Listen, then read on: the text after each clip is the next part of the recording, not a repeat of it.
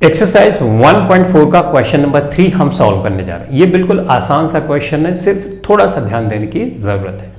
Question number 3 says the following real numbers have decimal expansion as given below. यहां पे कुछ numbers दिए गए हैं जो डेसिमल के फॉर्म में लिखे गए हैं, दशमलव के फॉर्म में लिखे गए। In each case decide whether they are rational और not.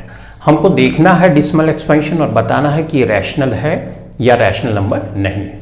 If they are rational, अगर ये रैशनल है end of the form p by Q, और p बाई क्यू के फॉर्म में लिखा भी जा सकता है, what can you say about the prime factors of q, यानी जो डिनोमिनेटर है उसमें ऐसा कौन सा नंबर होगा कि रैशनल नंबर हो जाता है। ये पहला क्वेश्चन है 43.123456789। अब देखो ये डेसिमल फॉर्म में है लेकिन टर्मिनेटिंग है, ये कैसे डिसाइड करोगे। यहां पे अगर कुछ इस तरह से होता, डॉट लगा होता, तो इसको बोलते नॉन टर्मिनेटिंग।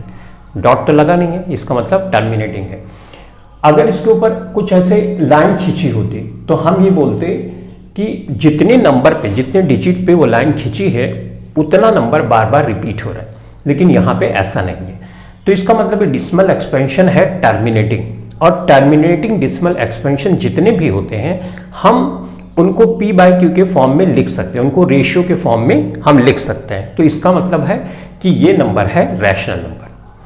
लेकिन टर्मिनेटिंग नंबर तभी होता है जब डिनोमिनेटर में या तो 2 का फैक्टर होगा या तो 5 का, या 2 5 दोनों का मिला के होगा, इसके अलावा कोई फैक्टर मौजूद नहीं होता, तो वही नंबर हमेशा टर्मिनेटिंग होता है। तो इस चीज को मैंने यहां पे लिख दिया टर्मिनेटिंग डेसिमल एक्सपेंशन। कैसे पता चला, क्योंकि यहां डॉट नहीं लगा, कोई बार नहीं लगी। ठीक, can be written in the form p by Q, therefore rational number. अब इनको p बाई क्यू के फॉर्म में लिखा भी जा सकता है, इसलिए ये हो गया रैशनल नंबर।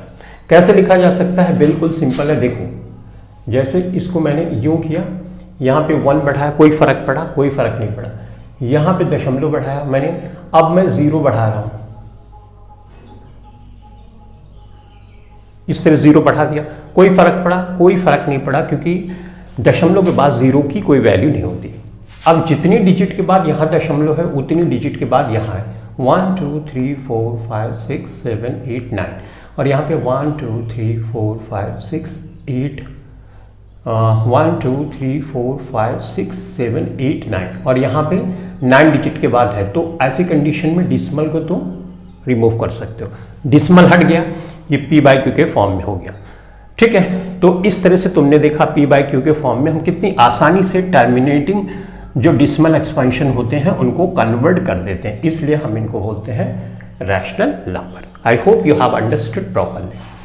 अब q की कंडीशन भी तुम समझ गए, टर्मिनेटिंग तभी होगा जब 2 का फैक्टर होगा या 5 का फैक्टर होगा। 2 5 दोनों मिला के हो सकता है, उसके अलावा कोई फैक्टर मौजूद नहीं होता, तो वही नंबर हमेशा टर्मिनेटिंग डेसिमल एक्सपेंशन दिखाते हैं।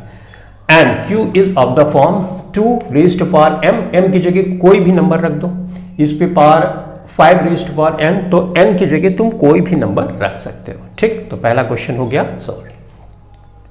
अब दूसरे क्वेश्चन पे आते हैं। यहां पे है 0.12 1200 12000 124 टाइम्स 0, और देखो ये इस तरह से 3 डॉट्स भी है, इसका मतलब है ये नॉन टर्मिनेटिंग है। पहली चीज तो नॉन टर्मिनेटिंग है। ठीक है, इसका मतलब ये टर्मिनेटिंग नहीं है। नॉन टर्मिनेटिंग का क्या मतलब, टर्मिनेटिंग नहीं है, राइट।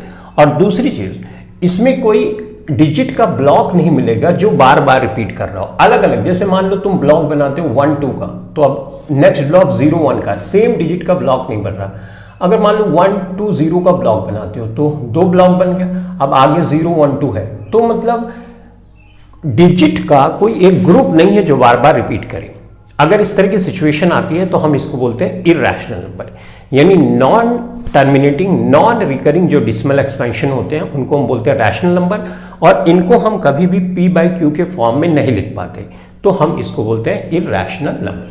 तो नीदर टर्मिनेटिंग, टर्मिनेटिंग नहीं है तो इसका मतलब नॉन टर्मिनेटिंग है। नॉर रिकरिंग, नॉर रिकरिंग का मतलब कि रिकर भी नहीं कर रहा है, इसका मतलब नॉन रिकरिंग है, राइट।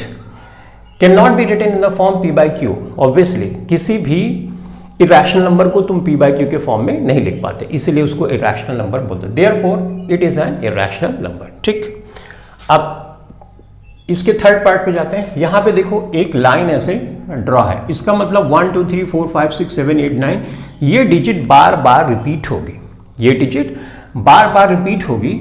तो रिपीटेशन डिजिट का होता है लेकिन टर्मिनेटिंग तो नहीं है। कैसे पता चला? क्योंकि अगर बार लगा होता है ना, इसका मतलब ये डिजिट बार बार रिपीट होगी।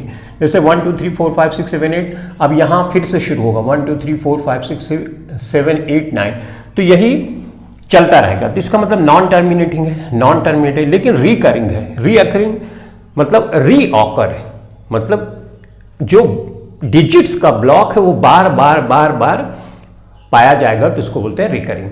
तो ऐसे डेसिमल एक्सपेंशन को हम पी बाय क्यू के फॉर्म में कन्वर्ट कर सकते हैं, उसका नियम है जो मैंने तुमको सिखाया।